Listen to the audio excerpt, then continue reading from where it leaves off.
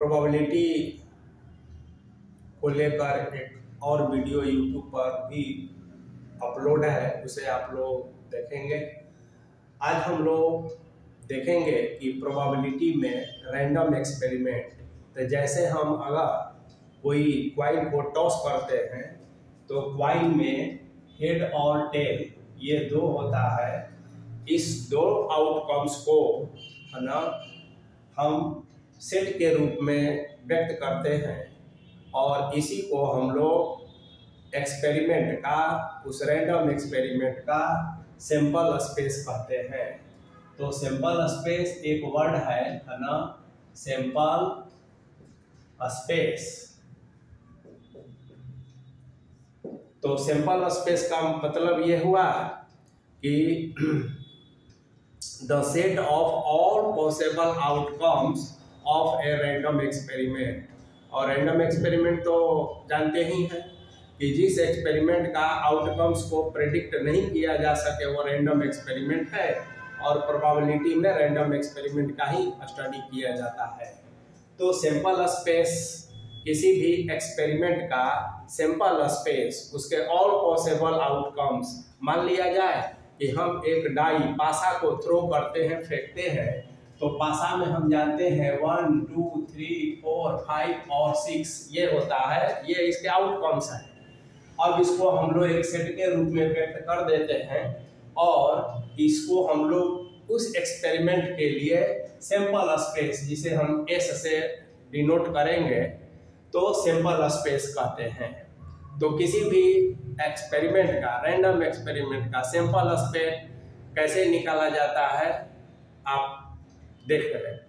अब देखिए, मान लिया जाए कभी कभी ऐसा किया जाता है एक्सपेरिमेंट कि आप दो क्वाइन को एक साथ टॉस करते हैं, तो उसके लिए आप सैंपल स्पेस कैसे हम काउंट करेंगे। तो देखिए, एक सैंपल स्पेस ये हुआ और एक सैंपल स्पेस ये हुआ।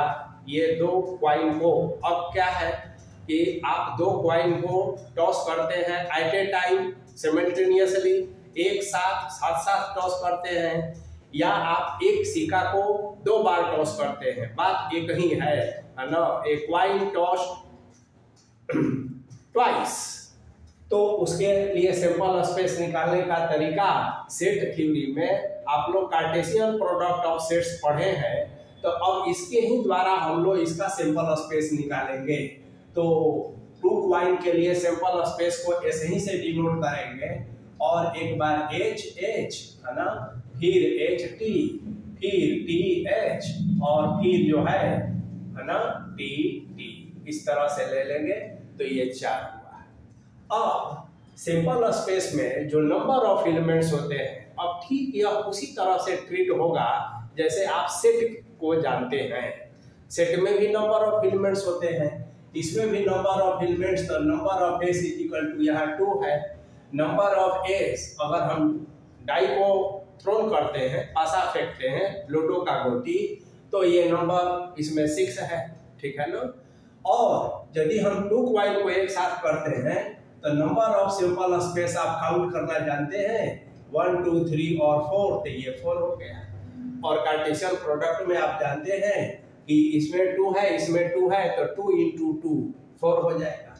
अब मान लिया जाए कि आप दो पासे को एक साथ फेंकते हैं, है ना, तो क्या होगा, 1 2 3 4 5 और 6 ऐसे होगा, और फिर दूसरा होगा 1 2 3 4 5 और 6 ऐसे होगा। तो अब इसका सैंपल स्पेस जब निकालना होगा तो देखिए 1 1 1 2, और इस तरह से 1 6 के साथ जाएगा, फिर 2 1, और फिर जो है 2 6 के साथ जाएगा, फिर इस तरह से लास्ट में 6 1, और लास्ट में 6 6 जाएगा। और यदि आप इसको काउंट करेंगे तो number of sample space is equal to 36 हो जाएगा। तो यदि दो डाई को, है ना, डाई पासा और उसका फेंकते हैं, तो उसके लिए सैंपल स्पेस ऐसे होता है। अब देखिए, मान लिया जाए कि सैंपल स्पेस तो आप जान गए।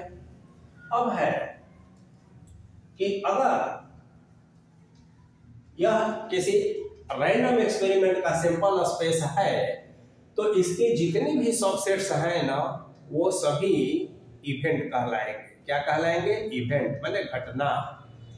जैसे अगर हम टॉस करते हैं क्वाइन को, तो हेड आने की घटना, यानी हेड आएगा या टेल आएगा, तो हेड आना appearance of head and appearance of tail. तो ये हेड का आना, टेल का आना, यदि हम लूडो की गोटी को फेंकते हैं तो 6 का आना, 4 का आना, ये सब क्या है? इवेंट्स है।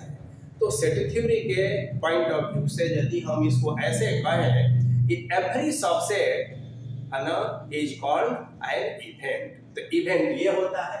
इवेंट को हम लोग सिंपल स्पेस समझ गए, एस से डिनोट करते हैं। इवेंट को हम लोग ई से जनरली डिनोट करते हैं, लेकिन इंग्लिश अल्फाबेट किसी भी लेटर से आप डिनोट कर सकते हैं, कैपिटल लेटर से। उसी तरह से सिंपल स्पेस को डिनोट करने का भी और सिंबल्स है, इसे आप लोग को ध्यान में रखना है। तो अब देखिए, मान लिया जाए कि यह एक रैंडम एक्सपेरिमेंट है और इसमें इसका सबसेट्स हमको लिखना है। तो देखिए ये 5 हुआ, चूंकि 5 जो है सभी सेट का सबसेट होता है। फिर यदि हेड का आना, फिर यदि टेल का आना, और फिर यदि हेड या टेल का आना, तो ये 4 जो सबसेट्स हुए ना, ये सारे इवेंट्स कहलाएंगे, है ना। इवेंट, इवेंट, इवेंट और इवेंट। उसी तरह से यदि इसमें हम अब करें तो ये 2 का पावर 6 सबसेट्स होंगे। इसको ये फार्मूला भी होता है कि किसी सेट को कितने सबसेट्स होंगे। तो यहाँ 6 एलिमेंट है, मेंबर है, तो उसको क्या कहेंगे हम? 2 का पावर 6 इतने सबसेट्स होंगे, तो इसमें इतने इवेंट्स हो जाएंगे। 5 तो होगा ही, उसके बाद 1-1 करके 6 तक लिखेंगे, फिर 2-2 करके लिखेंगे, फिर 1-2-3 करके ऐसे बहुत सारा लिखेंगे, और लास्ट में 1-2-3-4-5 और 6 लिखेंगे। तो ये इतने सबसेट्स हो जाएंगे और ये सभी सबसेट्स इवेंट कहलाएंगे। तो ये इवेंट हो गया। नंबर ऑफ इवेंट, अब जिसे मान लिया जाए कि इसको हम ई कहें, तो ई कहें तो ई इज इक्वल टू ये 5 है, यानी कि इसमें कोई एलिमेंट नहीं है, तो number of E is equal to यहाँ 0 है। यदि हम इसको कहें तो नंबर ऑफ ई जो है इसमें केवल 1 है, तो number of elements in event 1 हो गया। तो इस तरह से जैसे इस इवेंट को ले तो number of elements in event E 6 हो गया। तो इस तरह से हम इवेंट के बारे में जान गए। अब देखिए, जो सबसेट्स होते हैं ना, जितने भी सबसेट्स होते हैं, अब उसमें 2 बातें हैं, ध्यान से देखिए। एक होता है ये जो 5 है, और ये जो है स्वयं जो है सिंपल स्पेस है। तो आप ये नियम जानते हैं ना कि जो इम्प्टी होता है और जो स्वयं इटसेल्फ होता है, every set is a subset of itself, और empty set is the subset of every set. ये 2 रूल आप जानते हैं। तो अब इसमें हम लोग क्या कहते हैं, ध्यान देना है। देखिए यहाँ यदि एम्प्टी है, यानी कि उसमें एक भी मेंबर नहीं है, एक ऐसा इवेंट जिसमें कोई मेंबर नहीं, कोई एलिमेंट नहीं हो। अब जैसे उदाहरण के तौर पर हम यदि डाई को हम थ्रो करते हैं और कहें कि अपीयरेंस ऑफ 7, अब 7 तो इसमें होता नहीं है, 7 कभी आएगा नहीं, तो वह इम्पॉसिबल हो गया। या हम क्वाइन को टॉस करते हैं और क्वाइन खड़ा रह गया, ठीक है, न हेड आया न टेल आया। तो ये पिछले क्लास में जो वीडियो अपलोड है उसमें हम बताए हैं कि वैसी स्थिति को मैथमेटिक्स में स्वीकार्य नहीं किया गया है, ठीक है ना, वो मैथमेटिकली एक्सेप्टेबल नहीं है। तो इम्पॉसिबल इवेंट समझ गए, तो इसको हम लोग कहेंगे इम्पॉसिबल इवेंट, नाम दिया गया। यह इवेंट तो है, ये घटना घट रही है, अकरेंस ऑफ द इवेंट, लेकिन क्या है कि कोई एलिमेंट नहीं है, इसलिए इसको क्या कहेंगे? इम्पॉसिबल, है ना, इम्पॉसिबल इवेंट। इम्पॉसिबल इवेंट समझ गए, इसको नल इवेंट भी कहा जाता है ना।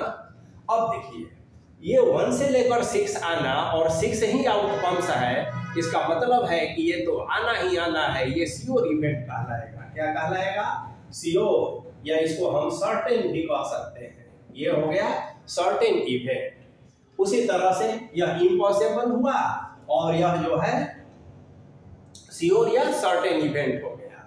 अब चलिए, जो ये बीच के इवेंट्स हैं इसका भी कुछ हम लोग देख लें। जैसे ये सिंगल है, तो जब किसी इवेंट में एक और केवल एक ही मेंबर हो तो सेट में आप लोग को याद था ना, वहां सिंगलटन सेट कहते थे, लेकिन यहाँ सिंगलटन नहीं कहेंगे, यहाँ सिंपल इवेंट कहेंगे। क्या कहेंगे? सिंपल, है ना, सिंपल इवेंट, या इसको हम लोग एलिमेंट्री इवेंट भी कह सकते हैं, है ना, एलिमेंट्री इवेंट। तो सिंपल इवेंट समझ गए, जिस इवेंट में एक और केवल एक मेंबर। अब देखिए, जब किसी इवेंट में दो या दो से अधिक मेंबर हो और श्योर नहीं, है ना, तो जब दो यूनिवर्सल सेट नहीं, तो दो या दो से अधिक मेंबर वाले जो इवेंट्स होते हैं ना, उनको मिक्स इवेंट कहा जाता है। क्या कहा जाएगा? मिक्स्ड इवेंट, है ना। उसी तरह से इसमें भी ये सिंपल इवेंट हो गया या एलिमेंट्री इवेंट हुआ, क्योंकि वन मेंबर है। इसमें भी सिंपल इवेंट या एलिमेंट्री इवेंट हुआ क्योंकि तो प्रोबेबिलिटी